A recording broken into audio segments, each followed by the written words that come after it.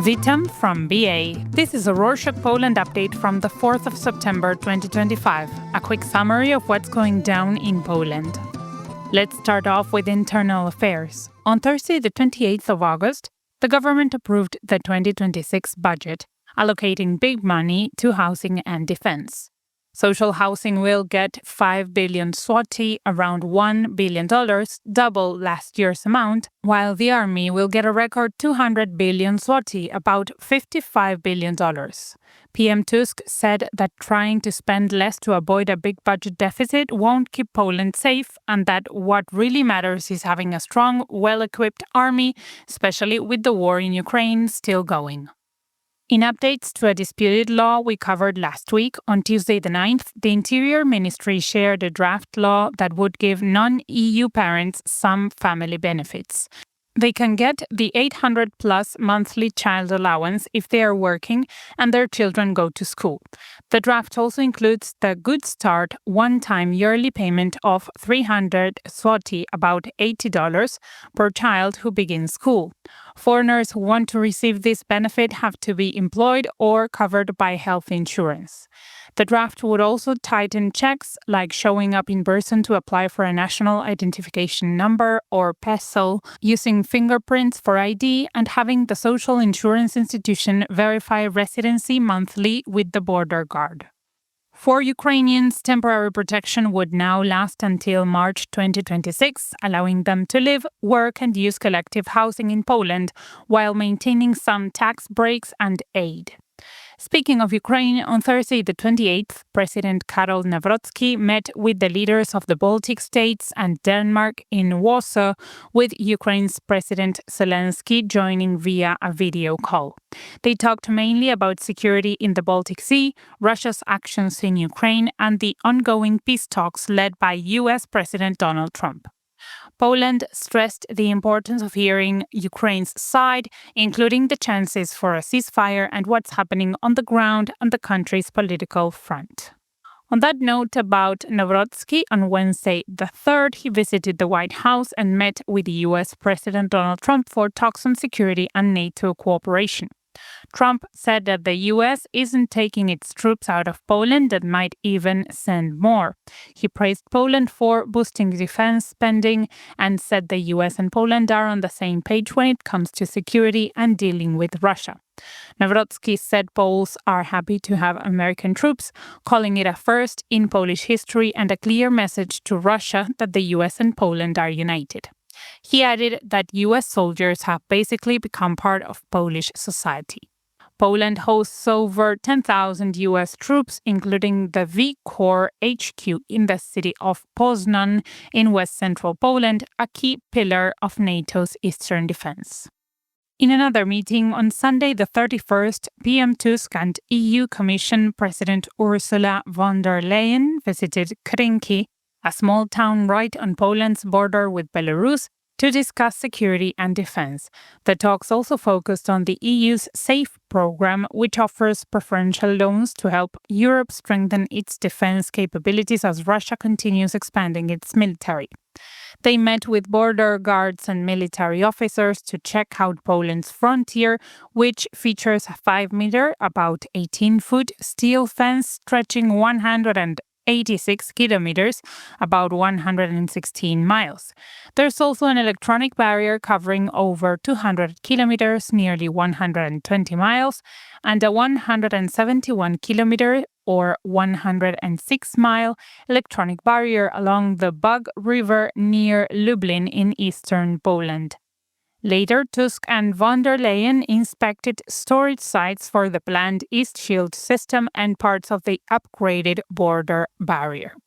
Meanwhile, on Tuesday, the 2nd of September, Radosław Sikorski, Poland's foreign minister, met with Marco Rubio, the U.S. Secretary of State, in Miami to talk about NATO's eastern flank, security, energy cooperation, and how to bring about lasting peace to Ukraine.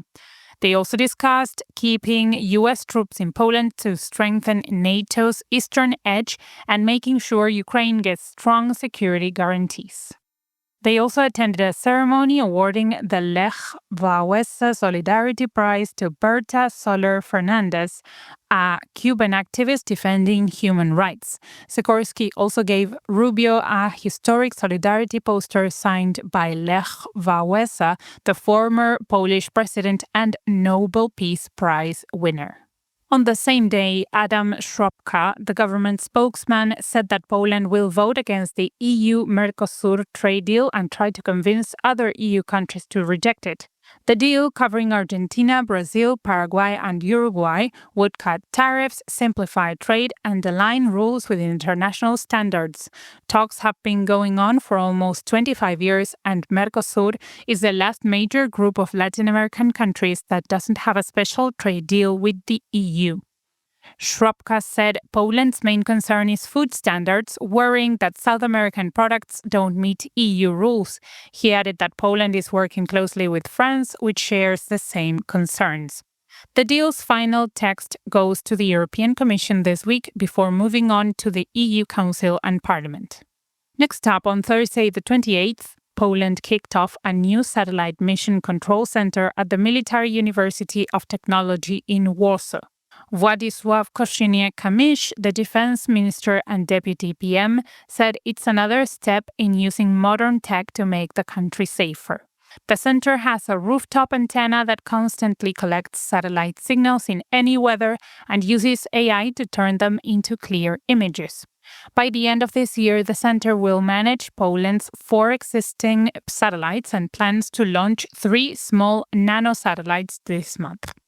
On a sad note, on Thursday the 28th, Major Maciej Krakowian, one of Poland's top F-16 pilots, died when his plane crashed during airshow practice in Radom in central Poland. The military, President Nawrocki, and other top officials expressed their condolences.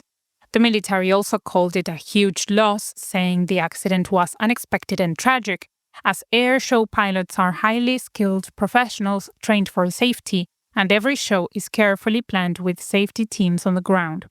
They added that airshows also give pilots and crews important practice and show off the Polish Air Force's skills and modern equipment.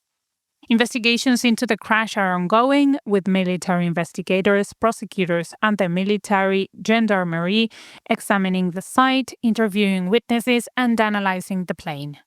In more news from Thursday, Onet, a popular Polish online news portal, published a survey showing that nearly half of Poles don't share the Polish bishops' view that the new health education subject in schools, which includes sex education, corrupts children. Social Watch Research, a market research and opinion polling company, conducted the survey on Tuesday the 26th, with more than 800 adults across Poland participating. It showed that 48% of respondents disagreed with the bishop, 22% agreed, 17% didn't know about the topic, and 11% had no opinion. Men agreed with the church slightly more than women, and people in smaller towns worried more that the subject was inappropriate for children than those in bigger cities. Schools will introduce health education classes in the 2025-2026 school year to help students take care of their physical and mental health, stay safe online, and build healthy relationships. Finishing off with an update to a story from a previous show, even though Robert Lewandowski, Poland's most famous footballer, quit as captain of the national team, he didn't leave them hanging. On Monday the 1st, he was back in the field as the team kicked off a training camp under new coach Jan Urban, getting ready for World Cup qualifiers against the Netherlands and Finland. Lewandowski skipped the last camp and stepped down from the captaincy under former coach Michał Probierz, but now he said he wants to leave the captaincy drama behind and focus on the team, though he's not sure if he can handle 2 full matches after a recent muscle injury. And that's it for this week. Thank you for joining us. We want to make this update better. Any ideas, suggestions, send them out to info@rorschach.com. Do zobaczenia!